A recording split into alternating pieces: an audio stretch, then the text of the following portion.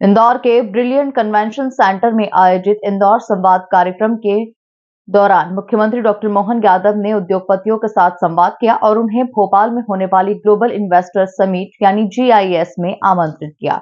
इस मौके पर उन्होंने उद्योगपति विनोद अग्रवाल को प्रतीकात्मक रूप से आमंत्रण दिया। सीएम ने अधिकारियों के साथ ही उद्योगपतियों की तारीफ की और कहा कि इन्वेस्टर समिट के चलते सभी भाषण देना सीख गए हैं, बातें सकारात्मक होना चाहिए। सीएम यादव ने संबोधन से पहले उद्योगपतियों से संवाद किया। इस दौरान उद्योगपतियों ने एक एक कर अपनी बात रखी। सुनील चौड़ारिया ने इंदौर की कनेक्टिविटी को बढ़ाने का प्रस्ताव रखा। माधव चैम्बर ऑफ कॉमर्स के सचिव ने कहा कि MSME का विकास उचित मॉडल के रूप में किया जाना चाहिए।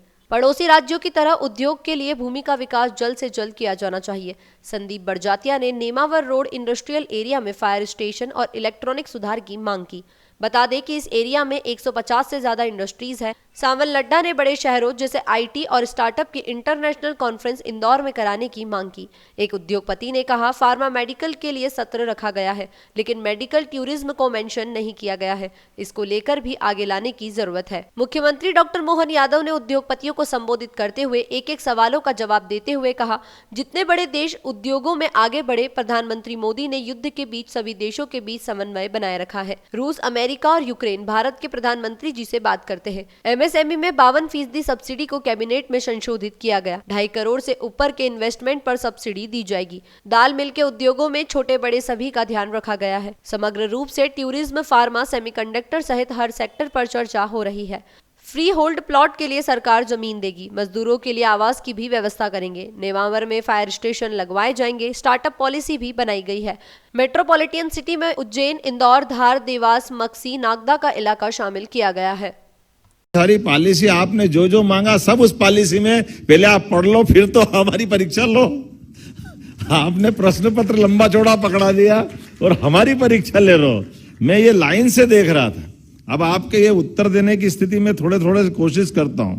हमारी जो MSME की नई पॉलिसी आई, आप कल्पना कर लो 52% तक हम सब प्रकार की अनुकूलता की उसमें सब्सिडी देने वाले हैं। और गुंजाइश कैसी ले रहे हैं, 10 करोड़ से लेकर ऊपर का निवेश हमारे खास करके ऐसे जिले जो पिछड़े हैं, लेकिन हमने उसको चलती पॉलिसी में कैबिनेट के अंदर संशोधन करा दिया कि ये 10 करोड़ भी ज्यादा है, लेकिन आप 2.5 करोड़ से ऊपर का कोई भी इन्वेस्टमेंट करेगा उसको भी लाभ दोगे, उसकी फैक्ट्री का भी महत्व है। अर्थात छोटी से छोटी जो निवेशक अपने साथ जुड़ रहा है उसके हितों का ध्यान रखते हुए। अब कुछ प्रैक्टिकल बात भी है, जैसे उदाहरण के लिए अगर अपने पास मालवा के आसपास में तो 10-5 करोड़ बड़ी बात नहीं, लेकिन अगर कोई अलीराजपुर में इंडस्ट्री डालेगा तो अगर वो 2.5-3 करोड़ की भी डालता है, हमारे लिए वो भी बड़ी बात है।